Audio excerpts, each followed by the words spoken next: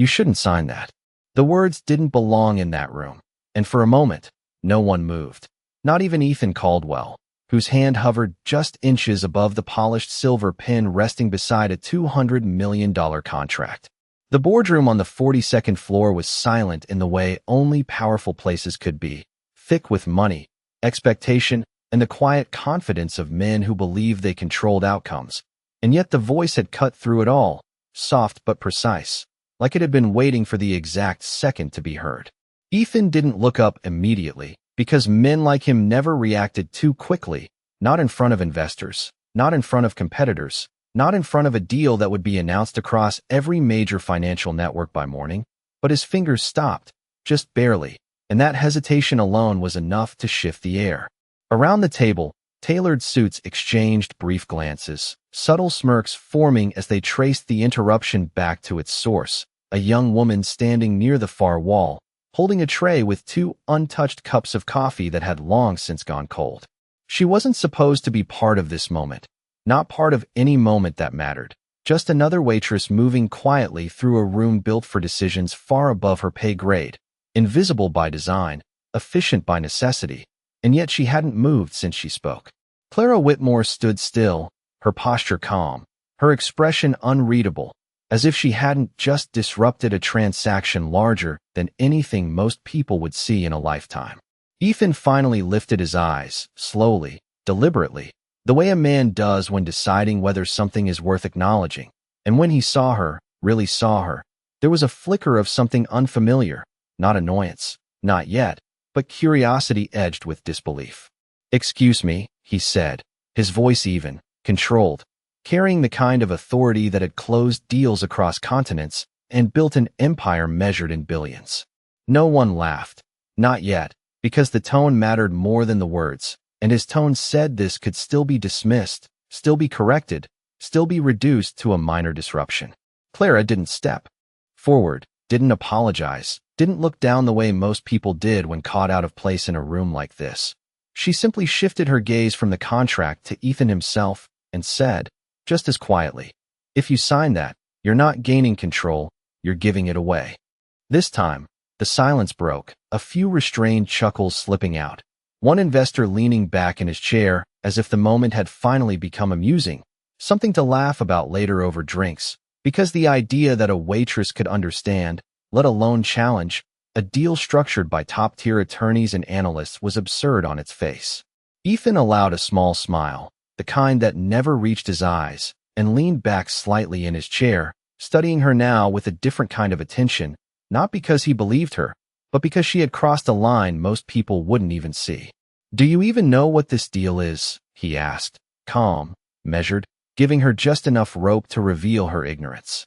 Clara's fingers tightened slightly around the edge of the tray, not from fear, but from restraint, as if she were choosing her next words carefully, not for permission, but for precision.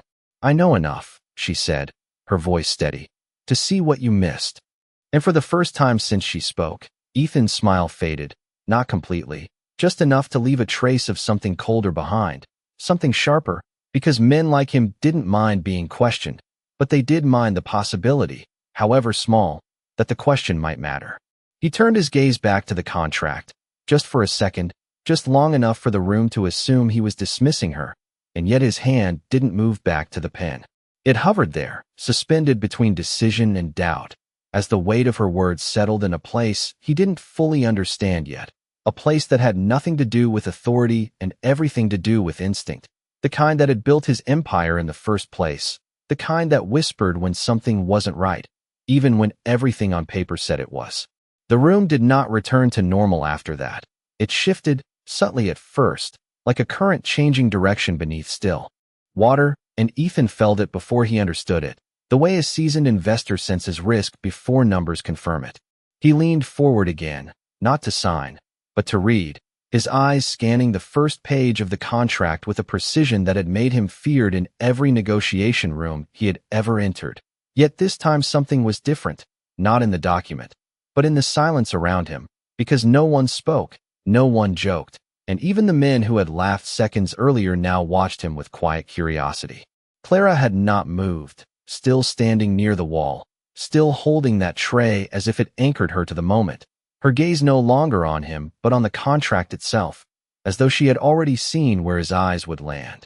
Ethan flipped the first page, then the second, his movements controlled, deliberate, but there was a fraction more force in the motion now, a subtle urgency that only someone very observant would notice, and somewhere across the table, one of his senior partners shifted in his seat, sensing it too. Section 17. Clara said softly, not raising her voice, not demanding attention, but the words reached him anyway, precise, timed, almost inevitable. Ethan stopped mid-page, his fingers tightening slightly against the paper, and for a brief second, irritation flickered across his face, not because she spoke again, but because part of him had been expecting it.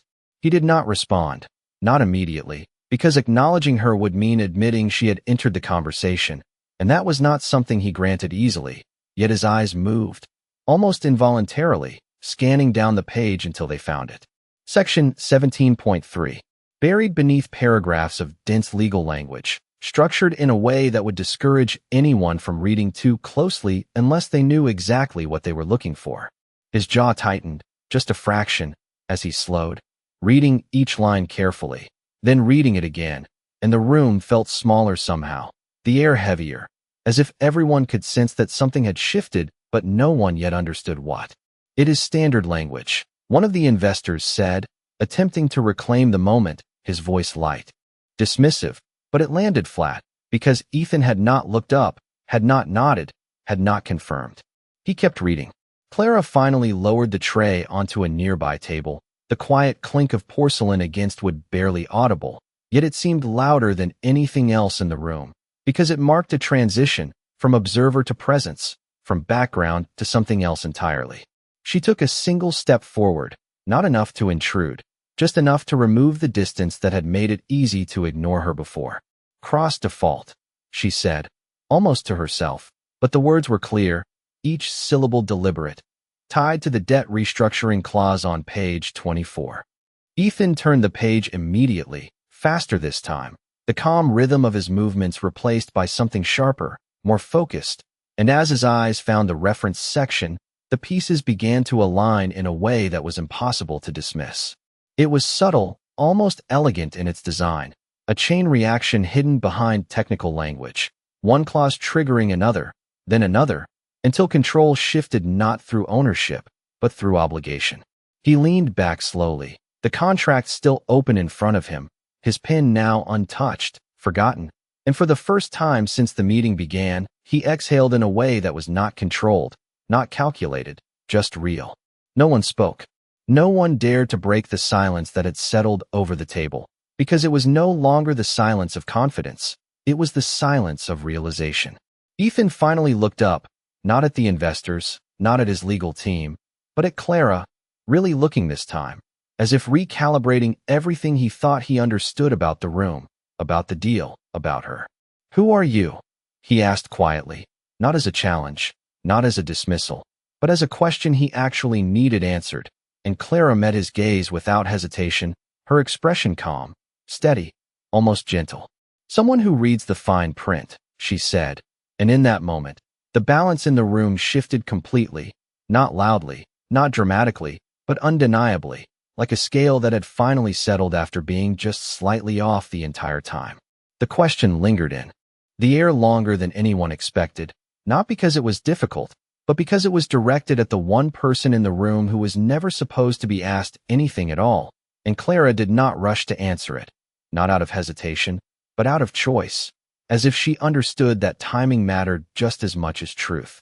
Ethan watched her carefully now, no longer with casual dismissal, but with the focused attention he reserved for variables he could not immediately quantify. And in that silence, something unspoken passed between them, not familiarity, not trust, but recognition of something equally rare, awareness.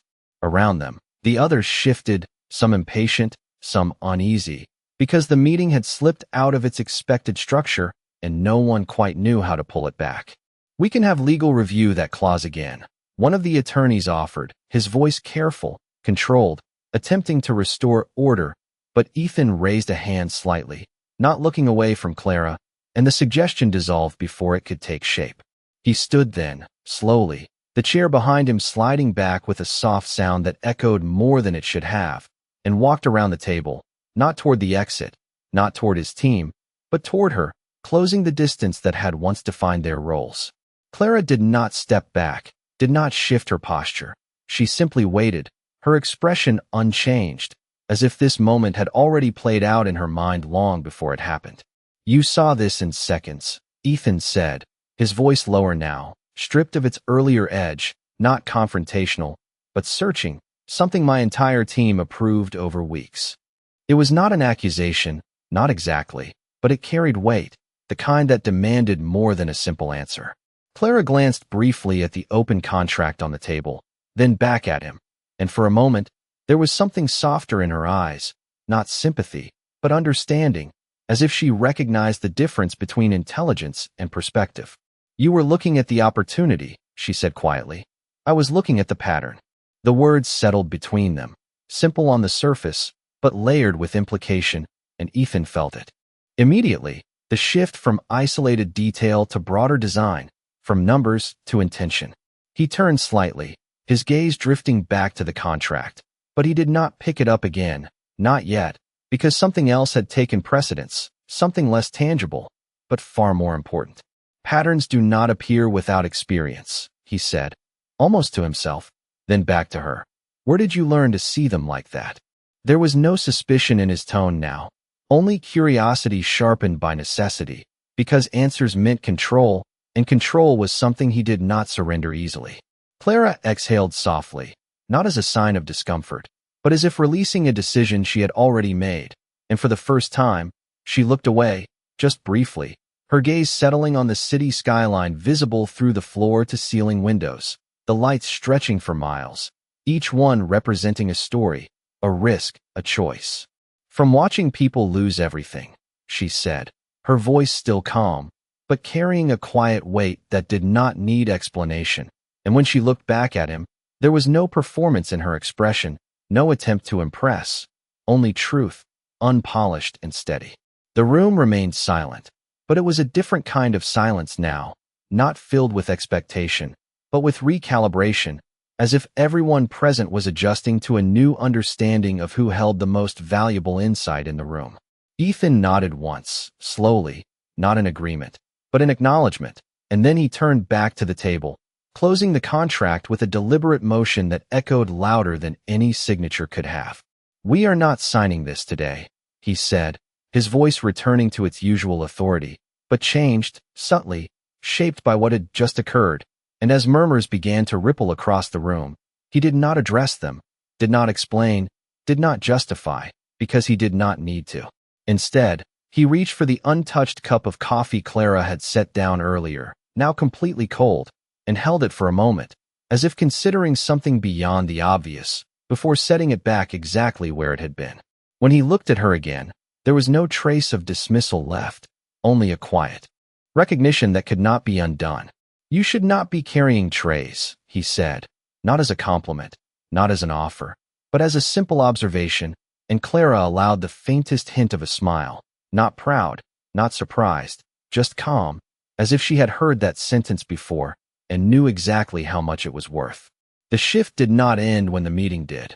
It followed Ethan out of the room, down the corridor lined with glass walls and quiet assistants who suddenly seemed more aware of his presence than usual, as if something about him had changed in a way they could not name, and he walked without speaking, his pace measured, his expression unreadable, but his mind was no longer on the deal, not entirely. It was on a sentence, a single sentence that refused to leave. "I was looking at the pattern." He had built his career on patterns, on seeing what others missed, on predicting movements before they happened, and yet today, in his own boardroom, in front of his own team, he had overlooked something fundamental, something a waitress had seen in seconds, and that fact did not sit comfortably with him. Behind him, the low murmur of his executives continued, voices layered with concern, confusion, and subtle attempts to regain control of a narrative that had slipped through their fingers. But Ethan did not slow down, did not turn back, because he knew that whatever answers they offered would be incomplete. He stopped only when he reached the private lounge at the end of the hall, a quiet space designed for reflection, deals, and decisions that did not belong in conference rooms. And he stood there for a moment, looking out over the city again, the same skyline Clara had glanced at, the same lights stretching endlessly into the distance. And for the first time in a long time, he questioned not the market, not the numbers, but his own process. A soft knock broke the silence, controlled, respectful, and when he turned, Clara stood in the doorway. No tray now, no barrier between her and the space she had just been invited into without being asked. "You followed me," he said, not accusing, just observing. "You asked a question," she replied, stepping inside with the same calm presence she had carried into the boardroom, as if rooms did not define her place in them. He studied her again, more carefully this time, noting the details he had ignored before, the way she held herself, not like someone trying to belong, but like someone who did not need to prove that she did, and it unsettled him more than any aggressive move could have. "People usually answer questions directly," he said. Clara gave a small, almost imperceptible nod, as if acknowledging the point without conceding anything. "And people usually ask better ones," she said, her tone even, not disrespectful, just honest, and for a brief second, Ethan almost smiled, not out of amusement, but recognition, because that kind of response was rare, especially from someone with nothing obvious to gain. He gestured toward the seating area, a subtle invitation rather than a command, and she took the seat opposite him without hesitation, her movements unhurried, composed. "Start from the beginning," he said, leaning forward slightly, his attention fully on her now. "Not the deal, you." Clara rested her hands lightly in her lap, her gaze steady, and for a moment, it seemed as though she might deflect again, but then she spoke, not with drama, not with hesitation, just clarity. "I used to work in compliance analysis," she said, and the words landed with quiet impact, not because they were loud, but because they explained too much too quickly. Ethan's expression shifted, just slightly, the pieces beginning to align again, the precision, the language, the pattern recognition. It all made sense now, but it raised a different question, one he did not voice immediately, because he already knew it would matter. "Used to," he repeated, his voice softer now, less guarded. Clara nodded once, her gaze briefly drifting to the window again before returning to him. "Until I reported something I was not supposed to see," she said, and though her tone remained calm, there was a weight beneath it, something unspoken, something that did not need elaboration to be understood. Ethan leaned back, exhaling slowly, the realization settling in layers, not just about her, but about the systems he saw himself the way others might, composed, controlled, successful, and yet standing at the edge of a decision that could have quietly undone everything he had built. "They knew we would not read that closely," he said, more to the room than to her, his voice thoughtful now, stripped of its usual authority, because authority had nothing to do with this realization. Clara rose as well, not to follow him, but to stand parallel, maintaining that same measured distance that had defined their interaction from the beginning. "They knew you would trust your system," she replied, and again, the distinction mattered, because she was not questioning his intelligence, she was pointing to the structure around it. Ethan let out a slow breath, the kind that comes when a truth settles deeper than expected, and he turned back to face her, his expression no longer guarded, but clear. "And you did not trust yours," he said, referring to her past without naming it directly. Clara's lips curved slightly, not quite a smile, but close enough to suggest recognition. "I trusted it," she said softly. "That was the problem." The words held no bitterness, no regret, just a quiet acceptance that made them more powerful than either would have expected. Ethan considered that for a moment, then nodded once, as if acknowledging a lesson he had not intended to learn today. He walked back toward the table in the lounge, picking up his phone, his movements precise again, but different now, driven by clarity rather than assumption. He dialed without hesitation, and when the call connected, his voice returned to its familiar steadiness, but with a new edge beneath it. "Delay the deal," he said, "and start a full internal review on every clause tied to their restructuring terms. I want independent verification, not internal confirmation." He ended the call without waiting for a response, because none was needed, then set the phone down slowly, his attention returning to Clara. The room felt different now, not because anything physical had changed, but because the balance within it had shifted completely, and both of them knew it. "You saved me from signing that," he said, not as a compliment, not as gratitude, just as fact. Clara shook her head gently, her expression calm. "I pointed at something you already knew how to see," she replied, and there was something almost grounding in that response, as if she refused to take ownership of what ultimately belonged to him. Ethan studied her for a long moment, then gave a slight nod, accepting that answer without argument, because it aligned with something he respected: responsibility. He glanced briefly at the cold coffee still sitting on the table, untouched, then back at her, and for a moment, neither of them spoke, not because there was nothing left to say, but because the most important part had already been understood without words. The quiet did not break. It deepened, settling into something that felt less like a pause and more like a transition, as if both of them understood that what had just happened was not the end of a conversation, but the beginning of a different kind of one. Ethan remained still for a moment, his gaze drifting once more to the skyline. But this time he was not analyzing it, not measuring it against numbers or opportunities. He was recalibrating, adjusting an internal framework that had always served him well, until now. "You said they expected me to trust my system," he began, his voice thoughtful, slower than before. "Which means they studied it." Clara did not respond immediately, but the slight shift in her posture suggested agreement, not surprise, because to her, that conclusion was not new, it was assumed. Ethan turned back toward her, his expression focused again, but no longer guarded, just clear. "This was not just a trap," he continued. "It was tailored." The word carried weight, because it implied attention, intention, and time, and those were not things he gave away lightly, nor expected others to invest against him. Clara nodded once, her eyes steady. "The best ones always are," she said, and there was no emphasis in her tone, no attempt to dramatize the statement, just quiet certainty.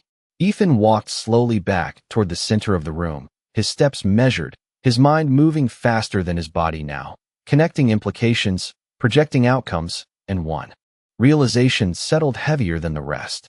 "They wanted me to sign quickly," he said, recalling the subtle pressure in the meeting, the urgency disguised as opportunity, the way the timeline had been framed to feel advantageous rather than restrictive. Clara watched him, not interrupting, allowing the sequence to unfold, and when he paused, she added softly, "Because speed replaces scrutiny." Ethan stopped, the sentence landing with precision, and he gave a slight nod, acknowledging not just the logic, but the simplicity of it, the way something so obvious could be overlooked when wrapped in complexity. He exhaled slowly, then let out a faint, almost imperceptible laugh, not amused, but recognizing. "I built my reputation on moving faster than everyone else," he said, more to himself than to her, "and they used that against me." Clara's expression softened just slightly, not with sympathy, but with understanding. "Strengths are patterns too," she replied, and again, the words carried more than their surface meaning, because they reframed something fundamental, turning advantage into vulnerability without changing a single fact. Ethan considered that, then reached for the cold coffee again, this time lifting it, holding it for a second longer than necessary before setting it back down without taking a sip. The gesture was small, almost insignificant, but it mirrored something deeper, a recognition that not everything presented was meant to be consumed. "You saw all of this in a glance," he said, looking at her again, his tone no longer questioning, just acknowledging, "and you are still serving tables." Clara did not react to the statement, did not defend it, did not explain it. She simply met his gaze with the same calm steadiness she had carried from the beginning. "For now," she said, and the simplicity of the answer made it impossible to interpret as resignation or ambition. It was just a fact, existing without justification. Ethan nodded slowly, accepting that boundary without pushing further, because he understood something now that he had not before. Not everything valuable announces itself, and not everything hidden is meant to stay that way. He moved toward the door, pausing just before opening it, his hand resting lightly against the handle, then looked back at her one more time. "They will come back with a revised offer," he said, his voice returning to its usual clarity, but now informed by something deeper, and next time, they will hide it better. Clara did not look concerned, did not look surprised. She simply gave a small nod. Then you will look deeper, she replied, and the exchange ended not with conclusion, but with alignment, a quiet understanding that whatever came next would not be approached the same way again, because the standard had already been raised, not by force, not by authority, but by a single moment of clarity that neither of them would ignore again. The door closed softly behind Ethan, but the conversation did not end there. It followed him back into the world he controlled. Only now it felt different, as if something invisible had shifted just enough to make everything sharper, clearer, and harder to ignore. By the time he returned to the boardroom, the energy had changed, not dramatically, but noticeably. Voices were lower, movements more restrained, and the same men who had been so certain an hour ago now sat with a quiet awareness that certainty had limits. Ethan walked in without haste, his presence immediately recentering the room. But this time, he did not take his seat right away. Instead, he stood at the head of the table, looking at each of them in turn, not with frustration, not with accusation, but with expectation. "We missed something," he said, his voice calm, direct, leaving no space for interpretation, and no one argued, no one defended, because they all knew it was true. One of the senior analysts cleared his throat, shifting slightly in his chair. "We reviewed every clause," he began, his tone careful, measured, but Ethan raised a hand, not sharply, just enough to pause him, because this was not about process anymore, it was about perspective. "You reviewed what you expected to find," Ethan replied, and the distinction landed heavily, because it reframed the entire failure in a way that could not be corrected with more effort alone.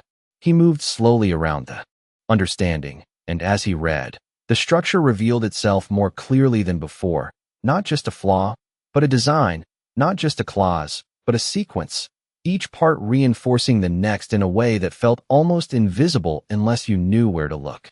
He paused, his fingers resting lightly on the page, and for the first time, he did not think about how close he had come to signing it. He thought about how easily he could have done it again under different circumstances, with a different deal, a different room, a different distraction, and that realization settled deeper than any mistake ever could. A soft sound from the hallway pulled him from his thoughts, and when he looked up, he saw Clara again, not entering this time, just passing by, her pace steady, her presence as quiet as it had been from the beginning, as if nothing about her day had changed, even though everything around her had. For a second, he considered calling out to her, saying something, asking something, but he did not, because he understood now that not every interaction needed to be extended, not every moment needed to be owned. Instead, he watched as she disappeared down the corridor, blending back into a world that had never noticed her in the first place, and yet had just been reshaped by her without even realizing it. Ethan closed the contract slowly, the sound of paper meeting paper echoing just slightly in the quiet room, and placed it back on the table with a precision that mirrored his thoughts, controlled, deliberate, but no longer unquestioned. He stood, adjusting his jacket, not out of habit, but as if preparing for something that did not yet have a name, and walked toward the window one last time, looking out over the city, the lights now brighter against the darkening sky. From this height, everything looked orderly, predictable, systems moving within systems, patterns layered over patterns, and yet he knew now how much could be hidden beneath that surface, how much could be missed if you only looked where you expected to find something. He exhaled slowly, then turned away, leaving the room not with the certainty he had entered it with, but with something far more valuable. Awareness sharpened by a single unexpected voice that had refused to stay quiet. And somewhere down the hallway, out of sight, Clara continued her shift, carrying nothing more than what she had before, except now, without saying a word, she had changed the standard of what it meant to truly see. The night settled fully over the city, and with it came a clarity that daylight often disguised, a quiet honesty that did not need urgency to be seen, and Ethan carried that with him as he stepped out of the building hours later, the cool air grounding in a way that numbers and negotiations never were. The deal had been halted, the review had begun, and by morning, there would be calls, revisions, counteroffers, all the familiar movements of a system designed to keep momentum alive, But something fundamental had already changed, not in the market, not in the contract, but in him. He paused near the curb, his driver already waiting, the door open, the world ready to move at his pace again. And yet he did not get in immediately, because for once, speed was not the priority. Instead, he turned slightly, looking back up at the building, its windows reflecting the city lights like a grid of controlled outcomes. And somewhere inside, on a floor that no one important ever thought about, Clara was still working, still moving through tables, still unnoticed by the very people who believed they saw everything. He thought about calling for her, asking for her name again, offering something, a position, an opportunity, something that would align her presence with the level of insight she carried. But the thought faded as quickly as it came, not because it was impossible, but because it was incomplete. Clara had not spoken for recognition, had not stepped forward for advantage. She had simply said what was true, and that distinction mattered more than anything he could offer. Ethan finally stepped into the car, the door closing with a soft, decisive sound. And as the vehicle moved through the city streets, the rhythm of passing lights mirrored something internal, a sequence of thoughts aligning into something quieter, more precise. He did not replay the moment as a near mistake. He replayed it as a correction, a recalibration that had come from the one place he had not thought to look. Back inside the building, Clara wiped down another table, the motion steady, familiar, the same as it had been before, and yet nothing about her had changed, not her pace, not her expression, not the way she moved through the space as if she belonged to it without needing acknowledgement. A customer asked for more coffee, and she nodded, turning away with the same calm efficiency, the same quiet presence, carrying no trace of what had happened upstairs, because for her, it had not been an event, it had been a moment, one of many, seen, understood, and then released. Later, as she stepped outside at the end of her shift, the night air met her the same way it met everyone else, cool, ordinary, indifferent to titles or decisions, and she walked down the sidewalk without looking back, without waiting for anything to follow. Somewhere across the city, Ethan sat in the back seat, watching the reflection of passing lights in the glass, his phone silent for once, his mind not racing ahead, but settling into something deeper, something that did not rely on speed or certainty, but on awareness. He understood now that power did not come from always being right. It came from knowing when to stop and listen, even when the voice did not match the room, even when the truth arrived quietly, without permission. And as the city moved around them both, separate lives, separate paths, one insight remained, steady and undeniable, that the most dangerous mistakes are not the ones you cannot see, but the ones you never think to look for. And sometimes, the only difference between loss and clarity is the moment someone unexpected decides not to stay silent.